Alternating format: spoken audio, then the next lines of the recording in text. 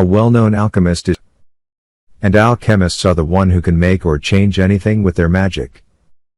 Alchemist was walking somewhere late at night when a man approached him and asked him to fight. There was a fight between them and that man ends the well-known alchemist. A station is shown in the next scene where the main character of the story Edward is seen. His brother was also with him who was a robot and they were going somewhere. There, they meet a boy who tells Edward that he is a prince who has come to learn how to be immortal. Immortal means a human who can never die. Later, he asks Edward, I am in search of a precious stone as well. Do you know where I can find it? Edward doesn't reply after hearing precious stone because he was also finding it to bring the body of his brother back. As he has lost his body because of an incident and Edward can bring his body back through that stone. They were talking to the prince meanwhile, few goons arrive and start fighting with everyone. The companions of the prince were trying to stop those goons. And they attack Edward and his brother. Later, there was a heavy fight between them while moving upside the train. Then a companion arrives to help Edward who was a creature like a human. That means he wasn't a human but a creature in human getup. The companion of the prince attacks him but Edward says your attacks will not harm him. Because he has imprisoned the souls of many people in his body and he can never die. Hearing this, the prince says okay, so he is immortal. Moving inside, they discover one of the goons has failed the brakes of the train. Edward moves to the engine of the train after discovering this. But that goon makes Edward and his brother fall down from the train. Here, Edward lifts up the train track with the help of his powers and magic. As the train was about to crash in the city, its speed gets slow because the train track was in the air. Due to it, it stops in the air. The colonel is shown at the station and he was also an alchemist. Then he capture all the goons. Later, Edward and his brother go to meet the colonel. The colonel tells them a man has ended our alchemists. We just know there is a mark on his forehead and that's why we call him a man with a mark. You both are also alchemists, so from now 2 guards will be with you for your protection. But Edward and his brother escape. They were leaving but then they meet a girl in the town. That girl falls because of Edward, so he takes her somewhere to feed her. The town girl says I have come from the other city just to learn how to become immortal. Edward becomes furious after hearing this as the prince in the train also came to learn this. Being enraged with the thought of the prince, Edward starts chasing that girl.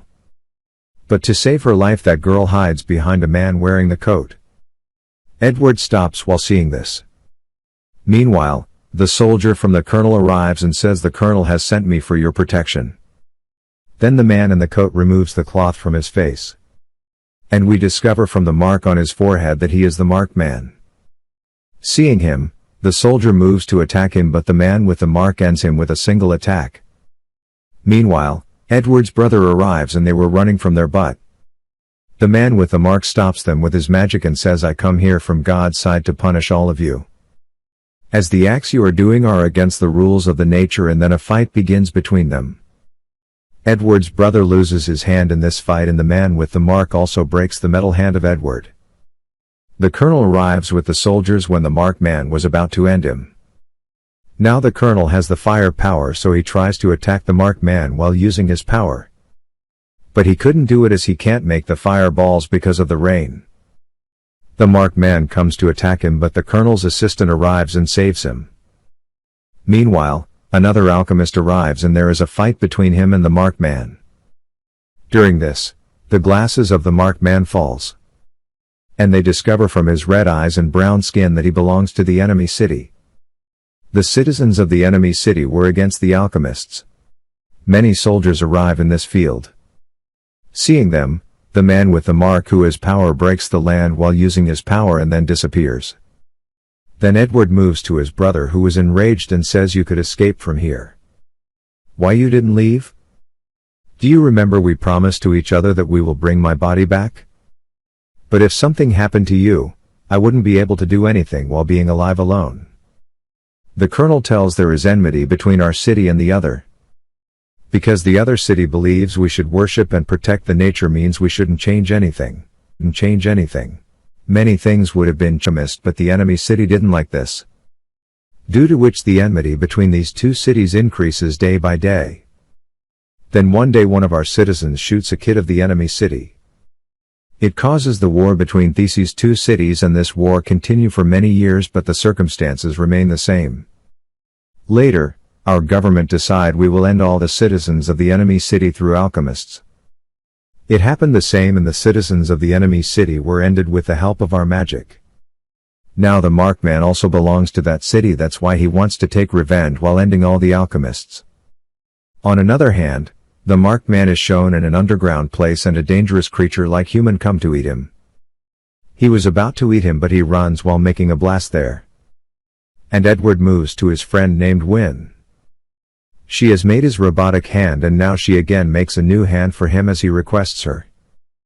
Edward moves to his mother's grave, and there he meets his father for the first time, but he becomes furious at him as he has left them in his childhood. The Markman becomes injured because of the blast, and the town girl was treating him. Edward arrives, and Wynne's maid tells him there will be a war in our city. So move to the area near the desert, as you can find weapons there to fight. He reaches the place that the maid told him, but a few people attack him. Meanwhile, an old lady arrives and forbids them to fight. On another side, the Markman's master arrives to meet him and says, "You are terminating alchemists in order to exact revenge? But when will you do so? You have to stop yourself." The Markman becomes furious and clearly refuses to accept this. Then after it, Edward moves to the town with his brother where the Markman's treatment was going on. They start fighting as they see the Markman, and Edward asks him why he has ended the parents of his friend Wynne. Meanwhile, Wynne arrives and hears all this. Now she was about to shoot the Markman while lifting up the gun. But Edward stops her, and seeing it, the Markman remembers his brother who once has saved him like this. He doesn't say anything to anyone when he misses his brother and leaves. Edward again starts fighting with the Markman along with his brother. Meanwhile, the human-like creature also arrives while finding the Markman, but the prince holds him while reaching there. Now the colonel's assistant arrives and shoots at that Markman's leg, but the town girl saves him.